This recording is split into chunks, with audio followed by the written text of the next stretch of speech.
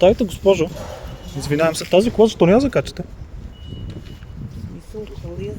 В смисъл, тази кола седи цял ден тук. А това е синя зона. Доколкото знам на синя зона, ограничението е 2 часа паркинг. Не е ли така? Аз живея от среща, затова питам, в смисъл. Не си го измислям, просто защото ми направи впечатление. Да речем и на момента стане да я закачаме, трябва да изложа глоба, защото... Да, но тази си е на съвсем нормално място, където по принцип трябва да има на нея скоба. Защо няма скоба? Тук ми прави впечатление, извинете, има вътре полицейска палка и фуражка. Дали случайно това не е причината да не закачате тази кола? Как да я закачаме?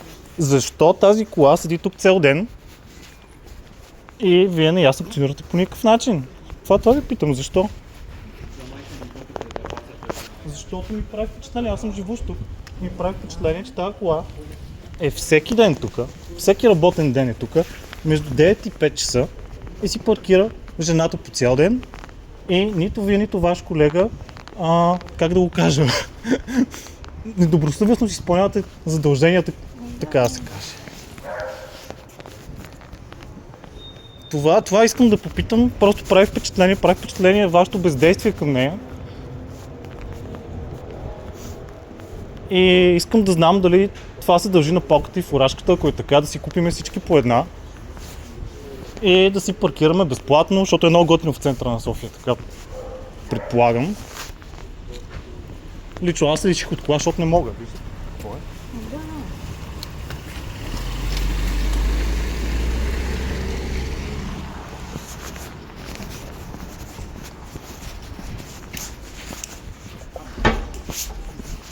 Сега, за да не го приемете лично, не се заяждам с вас, вие сте третия ваш колега, който засичам на улицата. Вие сте третият служител на ЦГМ, който питам. И не получавам никакъв отговор. Ваш колега ме излъга дори, направи се, че звъни по телефона на някой. И аз казах, добре, чудесно да видим. Отидох, свърших си работа, върнах се след обяд, колата не беше мръдната, нямаше нищо. И искам просто да ви питам, защо на служители, които работят в Министерството на параметъра тук, им се позволяват нещо такова, това някаква привилегия ли е, аз някакъв специален статут ли са цивилните автомобили, личните, да беше патрулка или нещо маркирана, нямаше изобщо нямаше да ви кажа нищо. Обаче защо тази черна кола не я закачате, тази сега ще напишете глоба, има защо. Само искам да кажа, че и въпросният черен Мерцедес паркира по същия начин и тук някои дни и пак няма реакция. Така че има ли причина? Просто това ме интересува да ми кажете защо не си вършите работа към служители на МВР, а срещу нас обикновените плебс и селяни веднага има глоби, има паяци, има скови и така нататък.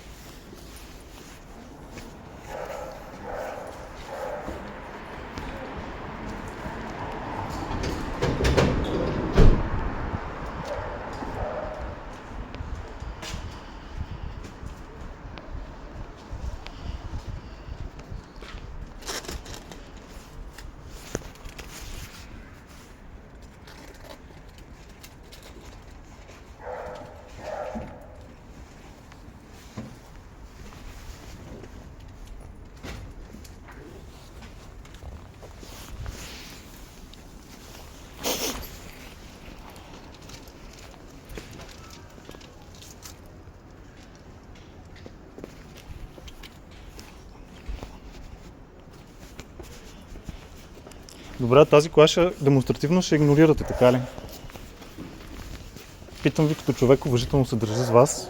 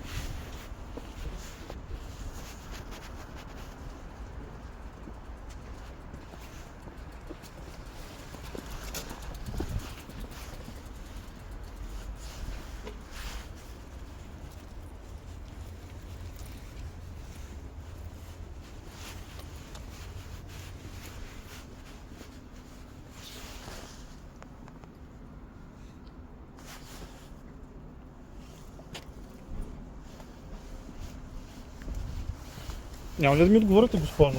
Зачаках ви да си вършите работа, защо не закачваме черната кола? Дори няма погледнахте. В смисъл, аз знам, че тя няма винетка за зоната, ама поне се направете, нали, симулирайте нещо. Защо? Защо игнорирате тази жена? С какво е толкова специална? Кажете ми. И ще ви оставям я.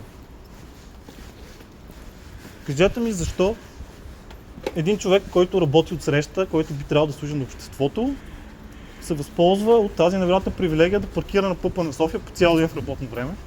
Каква е причината вие да го толерирате това? Някой над вас ли ви е казал, който така, нали?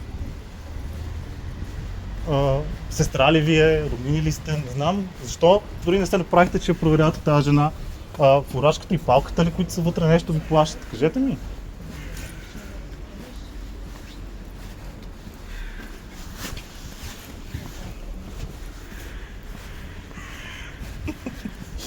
Добре. Ясно защо е на това да рече тази държава, ако всички така си вършат работа като вас.